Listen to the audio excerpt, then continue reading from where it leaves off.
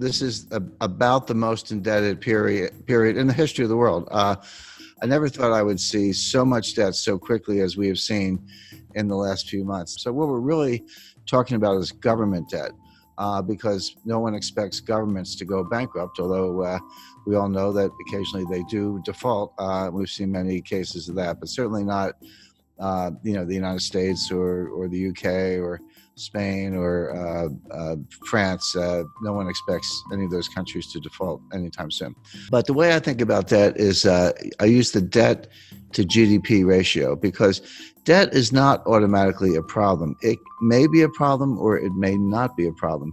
It all depends on how much income or output you have to service the debt. So just to give a simple example, let's say you have a credit card and you have a $50,000 balance on your credit card. You owe the bank $50,000. Is that a problem? Well, if you make $20,000, it's a big problem. You're probably going to go bankrupt. But if you make $200,000, you could probably, write a check and pay it off.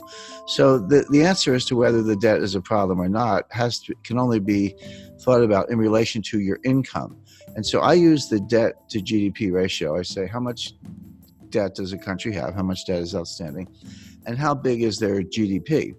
And when you use that ratio, if you're at, say, 30% or even 40%, that's a comfortable ratio. Yes, you have some debt, but you also have, say, a strong economy and your ability to service the debt by collecting taxes or other sources of revenue is very reasonable, and that debt level is sustainable. But when you get up to 60% happens to be the level under the Maastricht Treaty, where the members of the European Union are not supposed to have debt in excess of 60% of their GDP. Now, many of them do. I'm not saying this is a hard and fast rule, but that's where Angela Merkel gets a little bit upset when you're above 60%. And Spain and France and some other, Italy certainly are above that threshold. But there's another threshold that's important, which is 90%. And 90% comes out of the research of Ken Rogoff and Carmen Reinhart.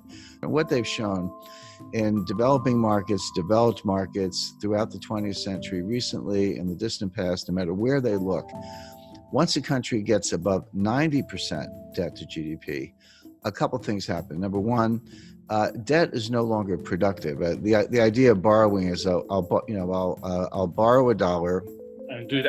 I'm going to do something with that money. Huh? Yeah, I'll borrow the $1, I'll spend the $1, but I'll get $1.20 of GDP because, I'll spend it on something, but then the recipient, he'll spend it, and then someone else will spend it. And by what's called velocity, or the turnover of money, you'll actually get more than you borrow. That's Keynesian economics, very simplified version of it.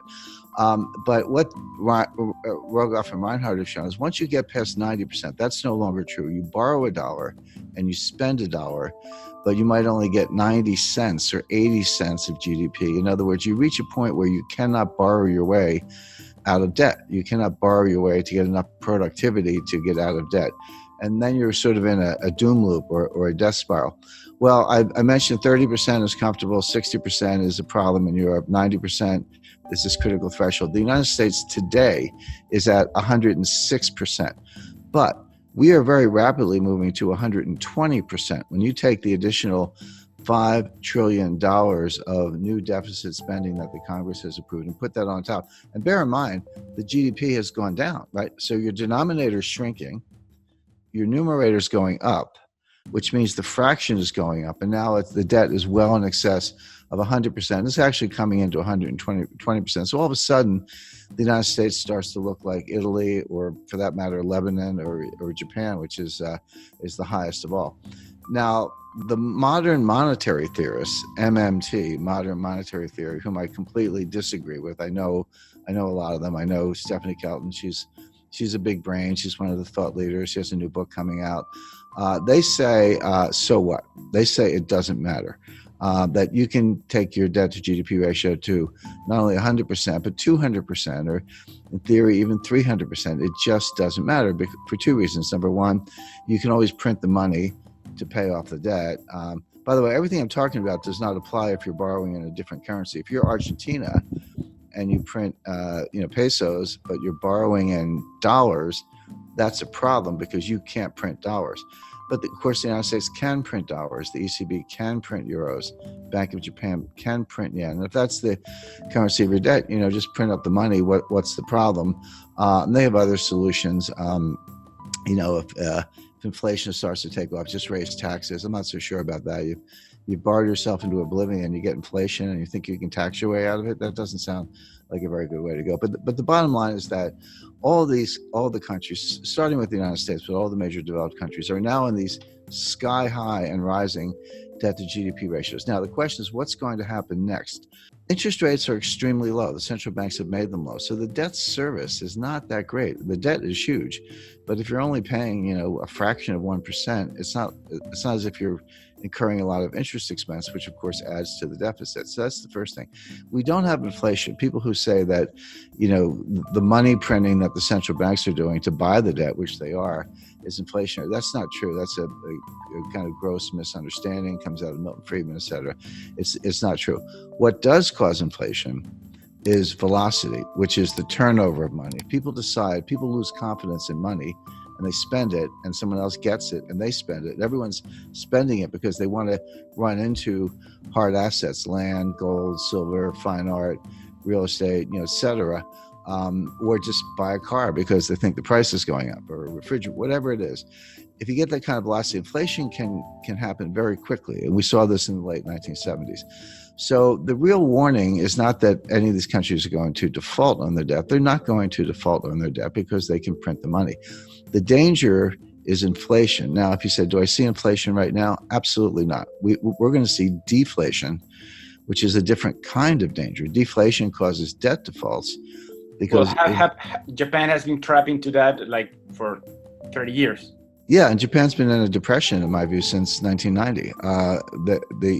My view, the U.S. has been in a depression since 2007. We're in our second lost decade. Japan's entering their fourth lost decade. But it's as if all the countries in the world are getting more and more like Japan. I had a meeting with Saki Kibara-san. He was very famous in the 1980s. He was known as Mr. Yen. He was an assistant finance minister in Japan, but he was called Mr. Yen. But very smart guy, very nice guy.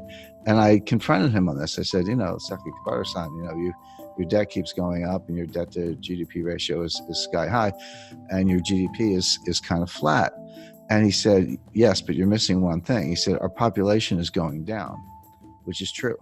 So on an overall basis, they're flat, but on a per capita basis, their GDP is actually outperforming.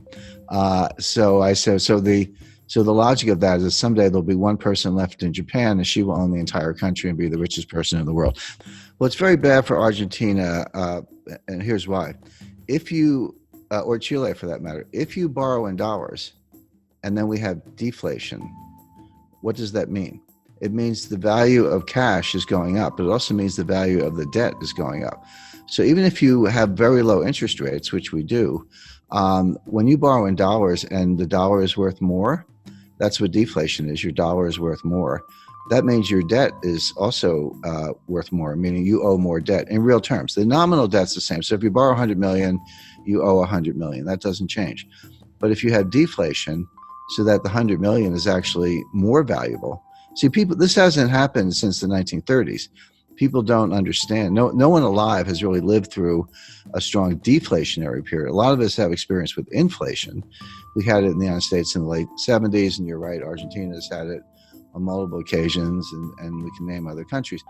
People have a sense of what to do in inflation, but no one alive has experienced serious deflation since the 1930s.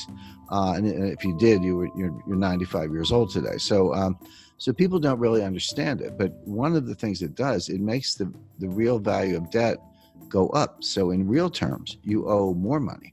So if you were in trouble to begin with and you borrowed money to get out of trouble, but the value of the debt goes up, now you owe more money. Now where do you stand? It